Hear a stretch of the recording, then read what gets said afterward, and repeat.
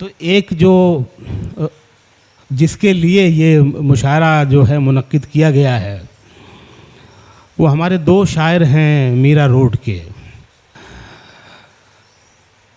समंदर रखती है अपने अतराफ़ में, और समंदर जो है वो कई पानियों से मिलके बनता है। समंदर खारा ज़रूर होता है, उसमें मीठा पानी भी डाल दें तो वो भी खारा हो जाता है। तो ये जो कई पानियों से मिलके समंदर बनता है, बम्बई का जो अदब है वो भी कई पानियों, कई ज़मीनों, कई कस्बों, कई गांवों, कई शहरों से मिलके बना है। तरक्की पसंद अदबी तहरीक से लेके जदीदियत तक एक तवील अरसा है, और इस अरसे में बम्बई बड़े शायरों की आमाजगाह रहा है, और दिल्ली सियासत का अड्डा है, राजनीति का नेताओं का अड्डा है। इसी मुनासबत से दिल्ली हमेशा नक्कादों का मरकज़ रहा है। बड़े नाकदीन ज़्यादातर दिल्ली में रहे, इसलिए कि वहाँ पे कॉलेज और यूनिवर्सिटियाँ ज़्यादा हैं बम्बई की बनिस्बत। तो वहाँ प्रोफेसर रहे, लेक्चरर रहे, मुलाजमत में रहे।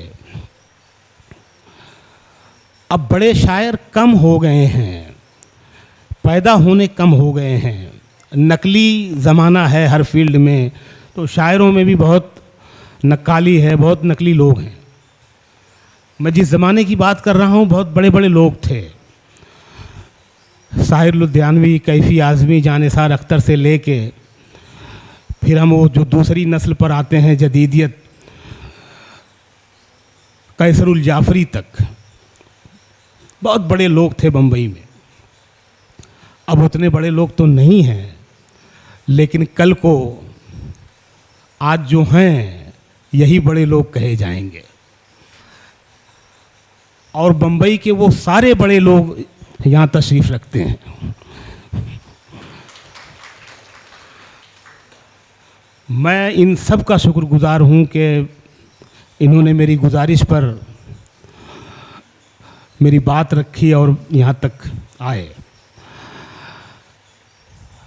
अब मैं बात करता हूँ सानी असलम की।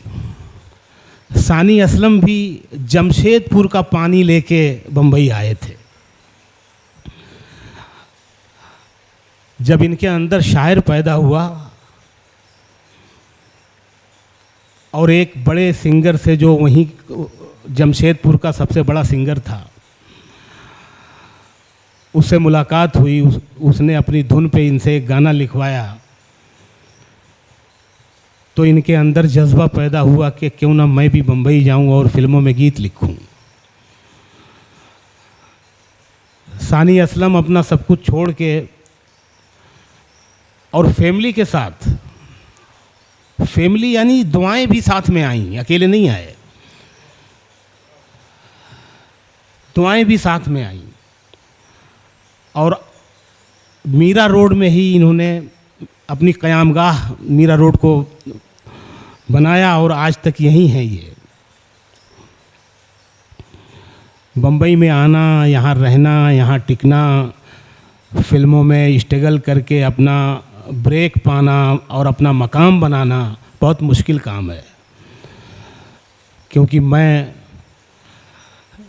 इस तजर्बे से गुज़रा हूँ।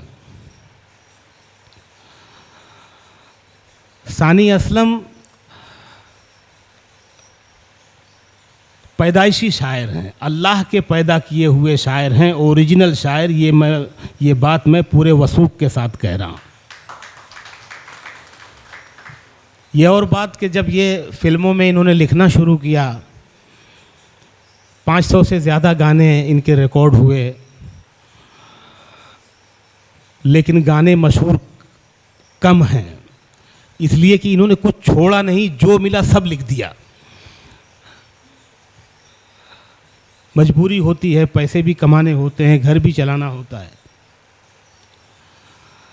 लेकिन वो जो शायर था ना अंदर, वो मरा नहीं, और वो कुछ ना कुछ लिखता रहा, और उसका लिखा हुआ कहीं ना कहीं डायरी में जमा होता रहा। और फिर जब डायरी भर गई तो इनको ख्याल आया कि यार इसको क्यों ना किताब किया जाए। इन्होंने मुझसे कहा, मैंने कहा ठीक है, मुझसे जो हो सका मैंने मशवरा दिया इनको, और ये किताब छप छपा के आपके सामने आई है, जिसका अभी इजरा होना है। ख्वाब चलते हैं,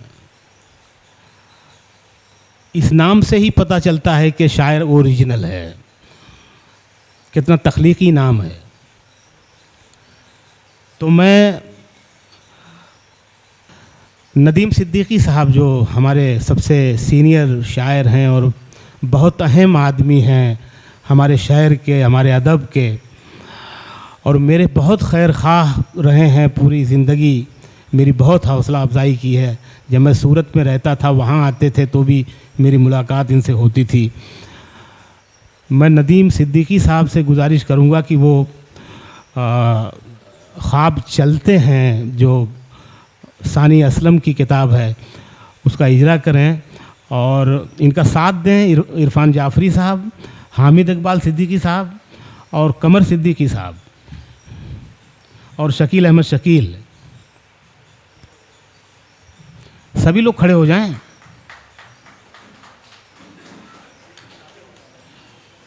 अरे मुझे भी कोई बुला लो।